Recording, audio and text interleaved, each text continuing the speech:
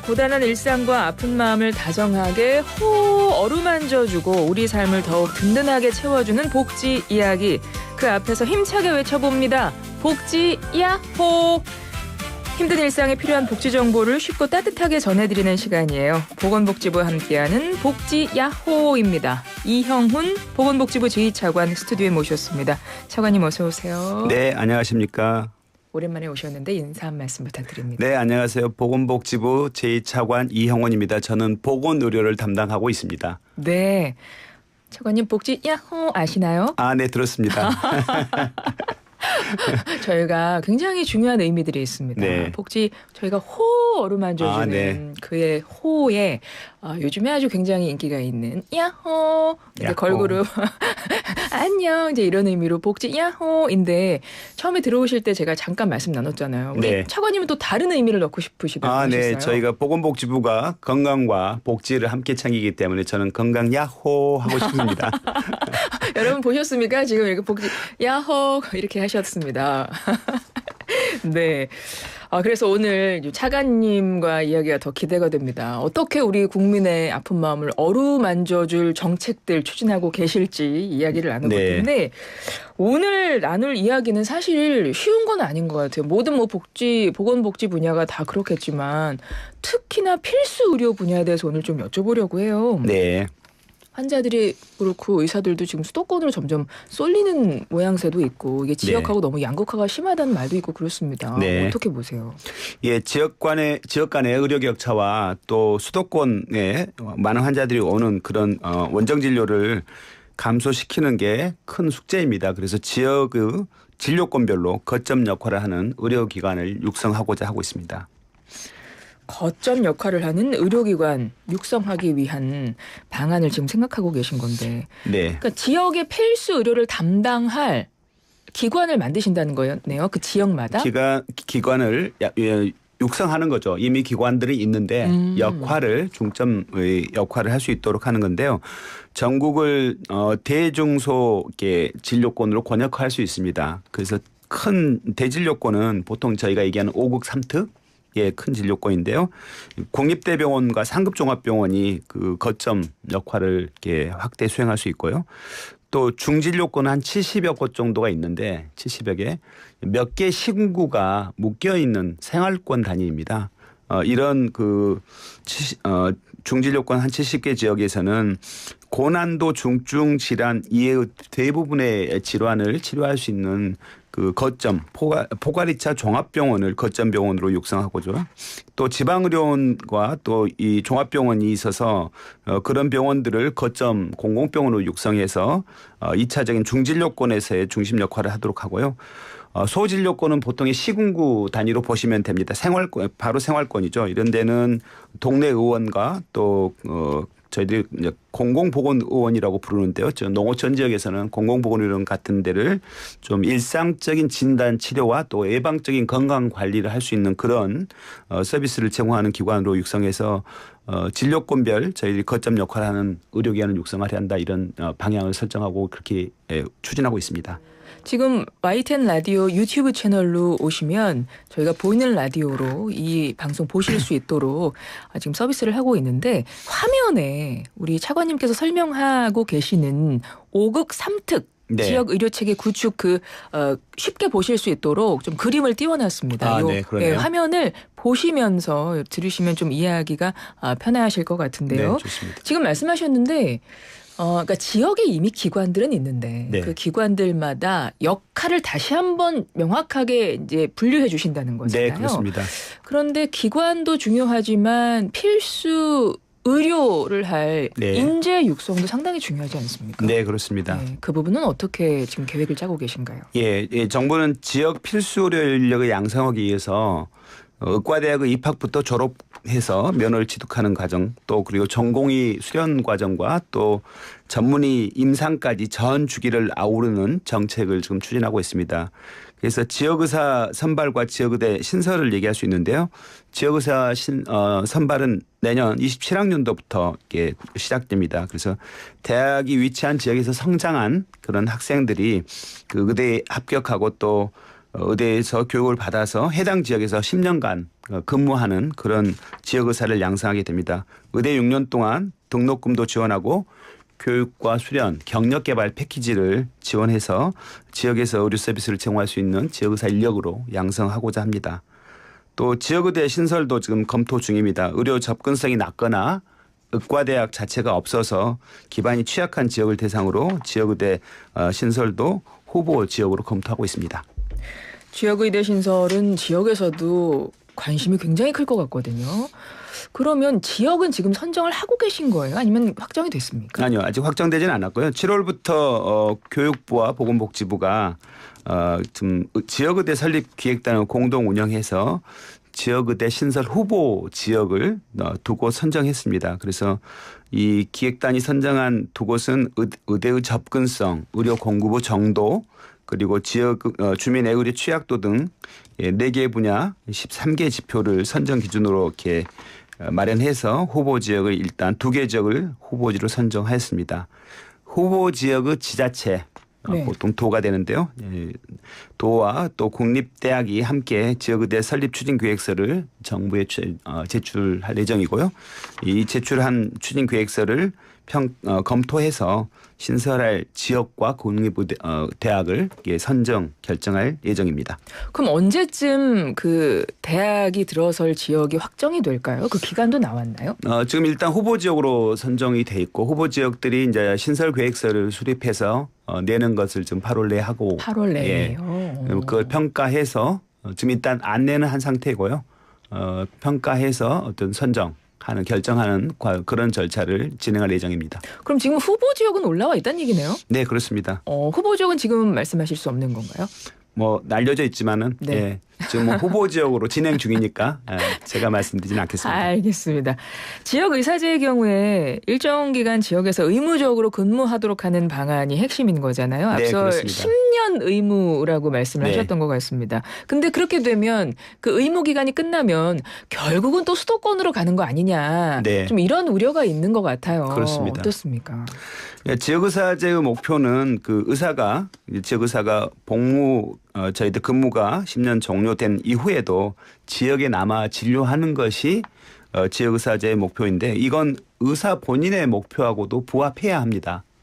그래서 그런 목표의 일치를 위해서 지역의사의 교육 또 멘토링, 수련, 경력 개발까지 연계해서 지원하는 체계를 마련할 계획이고요. 그래서 지역의 의과대학과 병원, 대학병원, 종합병원과 연계한 교육 수련 프로그램을 마련할 계획이고요. 또 선배 의사가 이 지역 의사를 멘토링하고 또 그렇게 해서 전문 분야 역량을 이렇게 충분히 갖출 수 있도록 하는 것. 그리고 저희들 지역의사 지원센터를 운영할 계획입니다. 이 센터는 이 근무하고 수련하는 과정에서 애로를 또 해소하고 또 정착할 수 있는 뭐 주거 생활 분야 지원도 하고 또 선배 의사들이 멘토링할 수 있는 그런 지원도 해서 지역의사로 양성되고 또 근무하는데 충분한 그 안정적인 근무 환경과 경력 개발 또 수가 보상, 수가를 통한 수입 보상도 하려고 그렇게 계획하고 있습니다. 그러니까 결국은 좀 유인책이 좀 실효적으로 이것이 잘 효과를 내야 될 텐데 네. 지금 말씀하신 것 중에 그러니까 거기서 거주할 수 있는 이제 그런 것들도 지원이 될 수 있다 네, 이런 그렇습니다. 말씀을 하셨네요. 네. 의사가 지역에서 정착하도록 만드는 게 상당히 중요한 것 같습니다. 그리고 사실 지금 필수 의료에 대해서 이야기를 하고 있거든요. 네. 근데 이 부분을 먼저 개념부터 짚고 가겠습니다. 보통 필수 의료라고 하면 어떤 분야를 말하죠? 보통 의료는 모든 과목마다 필수 의료 요소를 가지고 있습니다. 근데 저희들이 이제 보통 이렇게 좁혀서 얘기할 때는 8개 과목 정도를 얘기하는데 그 중에서도 중증, 응급, 외상 그리고 분만, 소화 이런 게 영역들 바로 생명과 건강에 직결되는 그런 분야로 이렇게 많이 얘기되고요.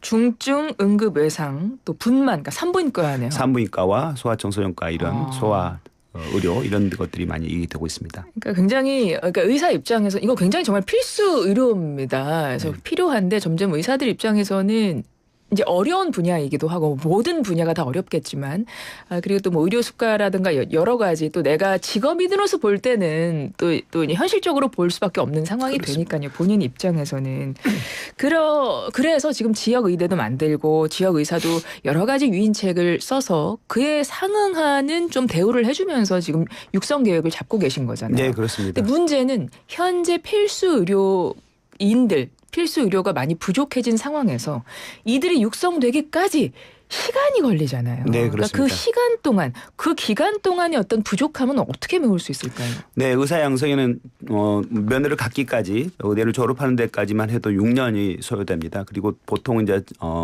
인턴 전공의를 통해서 전문의가 되는데도 4, 5년 정도가 소요되기 때문에 10년 이상의 긴 네, 기간이 네. 소요됩니다. 그래서 지금 부족한 이 인력 내지는 현재 활용할 수 있는 가용 자원을 최대한 활용해서 필수료 공백을 좀 완화하는 그런 계획을 저희가 지난 7월 22일에도 그 지역 필수 공공의료 강화 추진 전략을 발표하면서 포함했습니다. 단기적으로는 병원 간의 순환 당직 그리고 파트타임의 채용 근무, 의료 인력 파견 등 좀 인력을 유연하게 활용할 수 있는 그런 방안들을 강구하고 있습니다. 그리고 또 저희가 계약형 그 지역 필수의사와 또 시니어 의사를 시도해서 채용하고 있는데 이분들은 5년 이상 지역 근무를 조건으로 해서 정주여권 등을 지원하고 있습니다. 그래서 금년에도 지금 추경을 통해서 이 시니어 의사나 계약형 지역 필수의사를 지원하고 인원을 또 20명 또 이상 확대한 바 있습니다. 내년에는 계약형 필수의사를 지역 필수사를 서울을 제외한 전국으로 확대할 계획입니다. 그 외에도 지금 저희들이 모자의료센터, 응급의료센터, 또 심내혈관센터 등의 필수의료 관련 센터가 있는데요.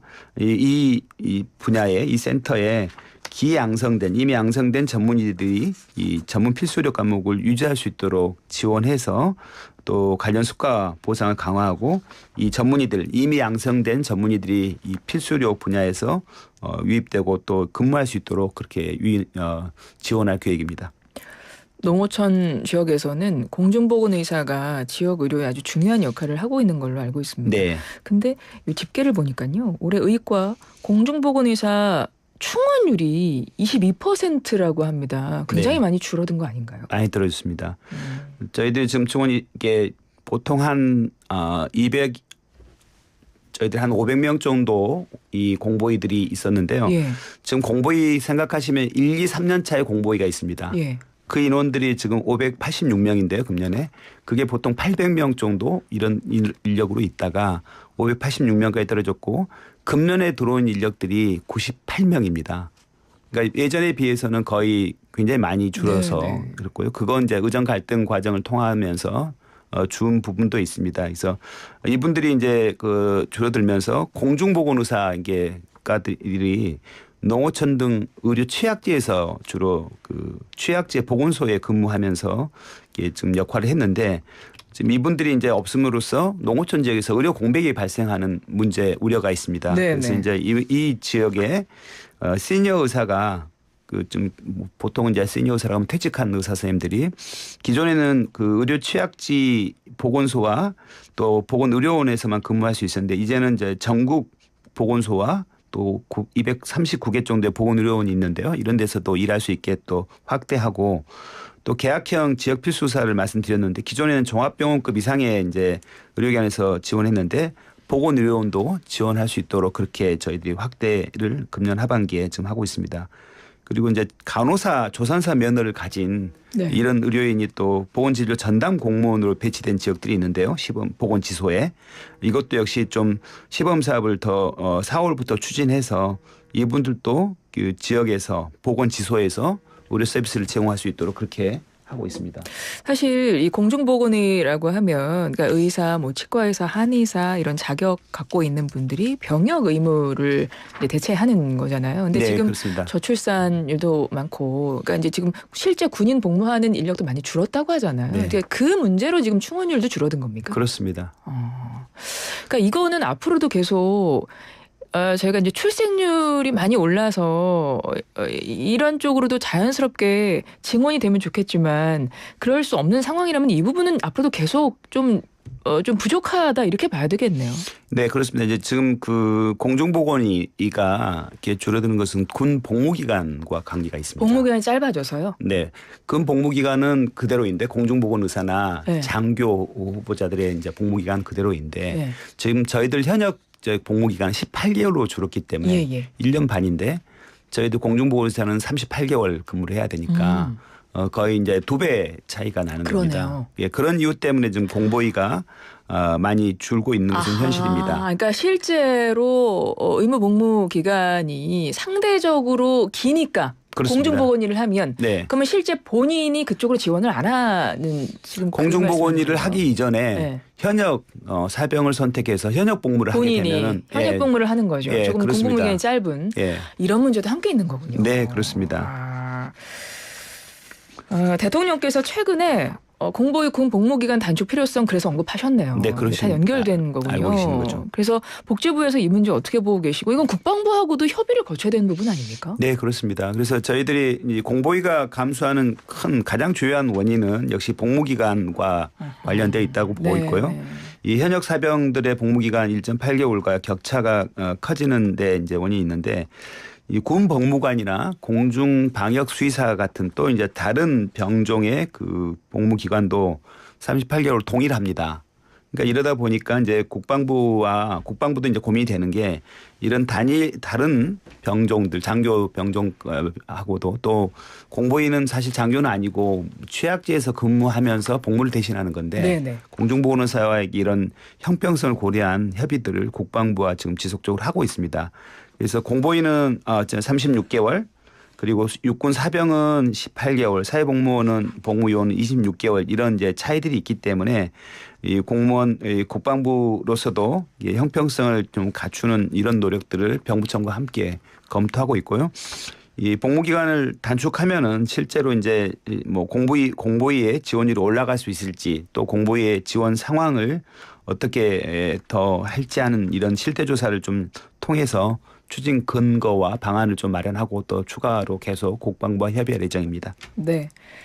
지역의 필수 의료가 점점 부족해지고 있습니다. 인력도 많이 부족한데 사실은 앞서도 잠깐 언급을 했습니다만 굉장히 힘든 그 업무 여건이잖아요. 이런 네. 분들은. 그런데 사실 보상은 그에 충분히 되고 있지 않다라는 의견이 많은 것 같아요. 그러다 보니까 앞서 말씀하신 필수 의료, 뭐 중증 응급 외상, 분만, 소아청소년과 이쪽이 좀 기피하는 과가 되면서 네. 더 부족해진 현상이 있습니다.